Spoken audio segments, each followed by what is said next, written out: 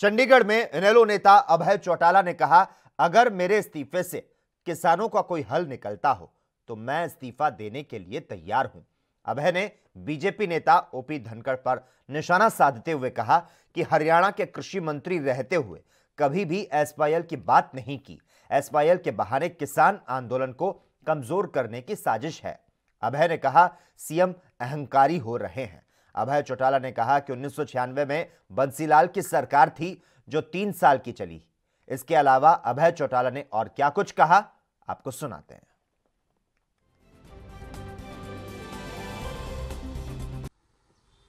केंद्र सरकार की गलत नीतियों की वजह से, उनके गलत फैसलों की वजह से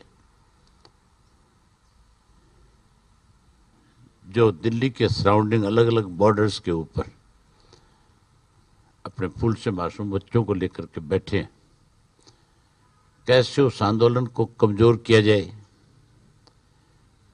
कैसे हरियाणा और पंजाब के लोगों में आपस में मतभेद पैदा किए जाएं। और बॉर्डर पे नारा तो लगता है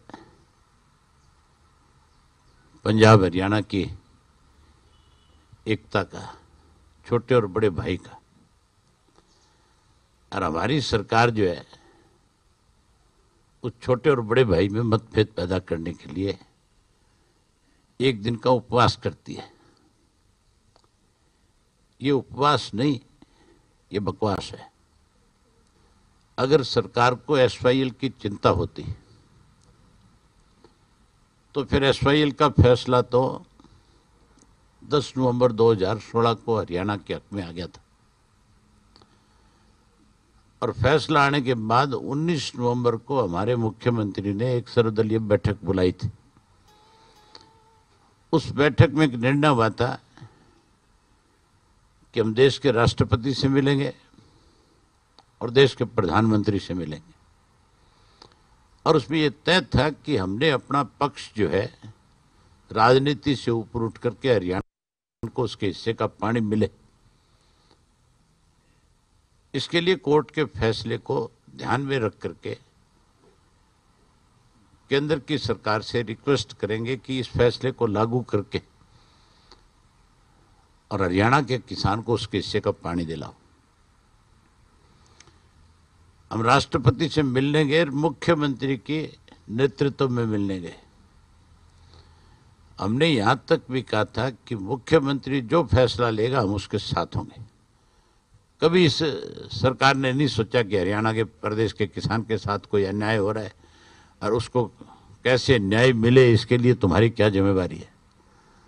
अब नाटक करते हैं, नौटंकी करते हैं। अब उपवास के नाम के ऊपर अखबारों में खबर छपवाते हैं। किसी तरीके से हरियाणा और पंजाब के किसान में मतभेद पैदा करना चाहते हैं।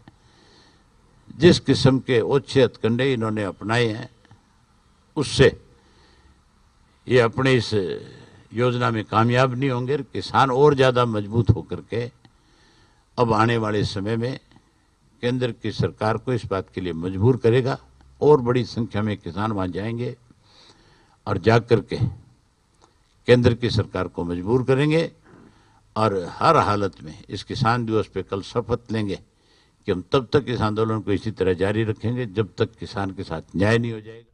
देश दुनिया की खबरों के लिए एएनबी न्यूज को सब्सक्राइब करें और बेल आइकन दबाएं।